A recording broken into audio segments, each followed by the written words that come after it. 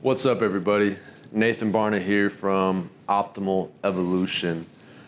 Something that I've noticed as I've gone on this journey is that your thoughts are very powerful.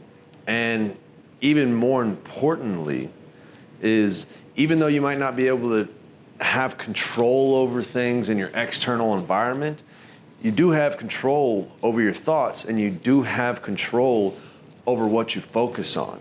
And it sounds simple, but this is huge if you realize that through your thoughts and ultimately through your words and through your deeds, through your actions, you are literally creating the experience that you're having. You are literally creating your reality. And so being aware of your thoughts and knowing how to manage your thoughts effectively is crucial if you want to learn how to be an effective dream weaver, an effective dream creator in your life. So the tool that I want to give to you today is called the mind flip. And you see with me, I've got this coin.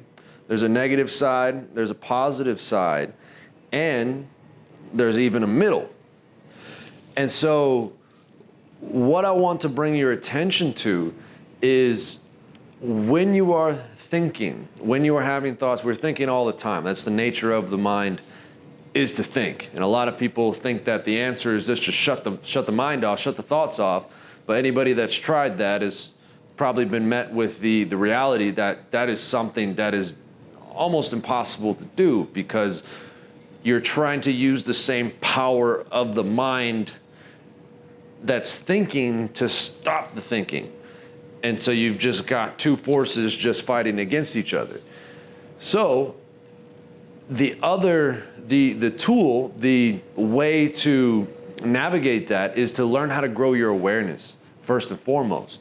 So you want to start to be more and more aware of actually what's going on, not get attached to the thoughts. And this is kind of the concept of meditation, is not so much to try to change the thoughts or to try to get attached to any thinking that's going on, but to ask yourself, what's watching the thinking? Is there something that's behind it all? Is there an observer that's there to just witness the thoughts without getting attached to them?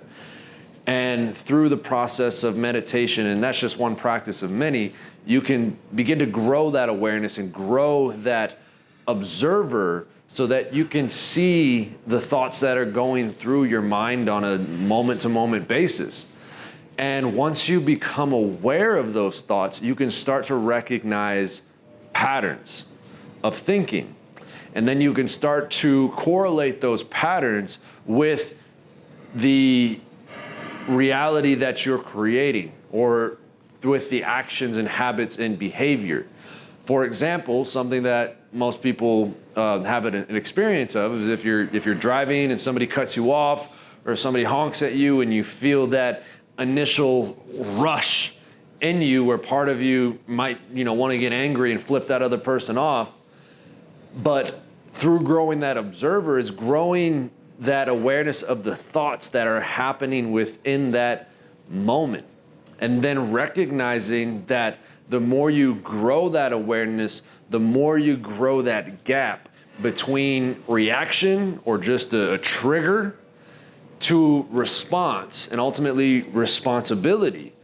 And that happens in that gap, because within that gap is where you are able to practice the mind flip drill. And even if you don't catch yourself within that gap, you can always reflect later and you can always see, okay, that was the thought pattern that created that reaction. What is a different thought pattern then? And this is where we get into the mind flip drill, or flip the coin drill. And so on the positive side, this is where you would have the positive thought. And most of the time, you start with the negative because that's usually what gets you in trouble. And the thing to note is that positive and negative doesn't mean right, wrong, good, bad. It's just two polarities that are actually necessary, because obviously if you didn't have the negative side, then you wouldn't have a relation to show you a potential of what could be the positive side or something that is more aligned with what you want. So if we're sticking with our car example, on the negative side, it could be the thought of, oh man, what's this dude's problem? Like, doesn't he see that I'm going the speed limit? Or, any number of kind of justifications that we use to justify how we're feeling about that person. And another example, and this might be a little easier to relate to the mind flip drill, is asking yourself, what thoughts do I have that aren't serving me? And that might be something like, I'm not good enough to do that, or I'll never be able to tell that person how I really feel, or what if this thing happens?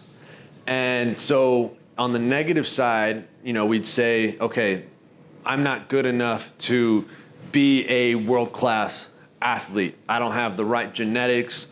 I didn't start early enough. There's many different reasons that we give ourselves. And the thing that you have to realize is that both of the polarities have a potential.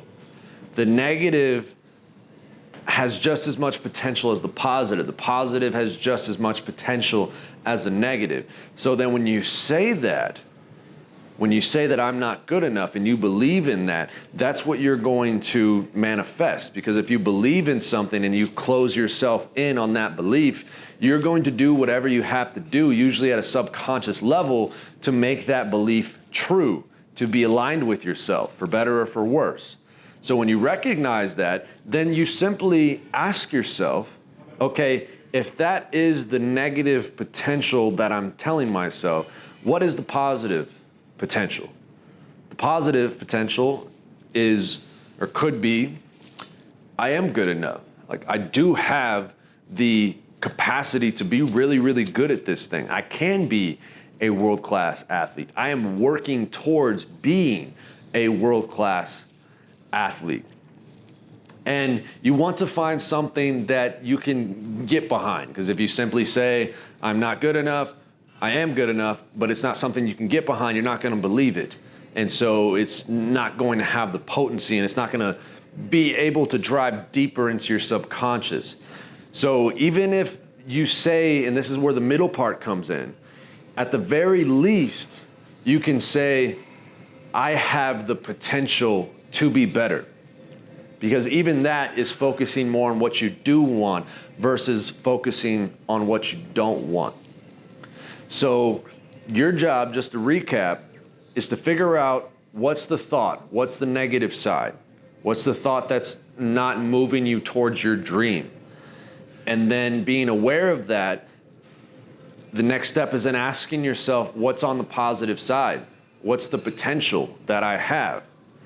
And then if this isn't something that you can get behind, if you can't come up with the thought on the positive that really resonates and feels authentic to you, then at the very minimum, you have the potential, which is the middle of the coin. And once you find the positive or even the potential, this is where you can begin to create a mantra around it. And a mantra to me is basically like it's a tool bag of thoughts that I keep in my head that act as a way for me to change whatever thinking that I feel arising in me if I don't think if I don't think that those thoughts are aligned with where I'm trying to go. So if we're sticking with the same example, like I'm not good enough, and then on the positive side is I do have what it takes, I am making that happen, then the mantra could be, I have the potential to do whatever I choose to do. Or a personal one that I use is, I can be anything because I am everything. And as you can see, it's just something that is memorable that you can draw upon whenever you find yourself in a pattern of thinking that isn't aligned with your dream. You can take that mantra, pull it out of your tool bag, and just repeat that to yourself. And this is also helpful if you combine this with breath work and combine this with meditation. It actually helps to drive that in deeper and deeper. Because just the same way that you believe, that you have a belief that you're not good enough, is the same thing that you can do on the positive. It just takes some practice to reorient yourself and to drive that message into your subconscious so that it becomes something that you can get behind and something that you can believe. So my invitation for you is to practice this, and whether that's you actually get a coin like this. I got this from the Czech Institute, and it's nice to have something with some weight because you can actually get your emotions and your body behind it because you can actually feel it. But even in a normal coin that has a heads and a tails will work. And even not having a coin will work because you can just play with the concept of it. And that's what I do a lot of times, honestly, is I don't necessarily walk around with the coin, although I did it first, but I just have that concept of the mind flip or flipping the coin so that I know that I have that tool to draw upon if ever I need it. So experiment with this. If you have any other questions about it, I'm happy to answer them. And I look forward to sharing more with you soon. If you liked this video, if you found this helpful, I would love it if you subscribed, if you gave us a like, if you shared it to help us continue to grow this channel and to continue to spread this message. My name is Nathan Barna. I'm out.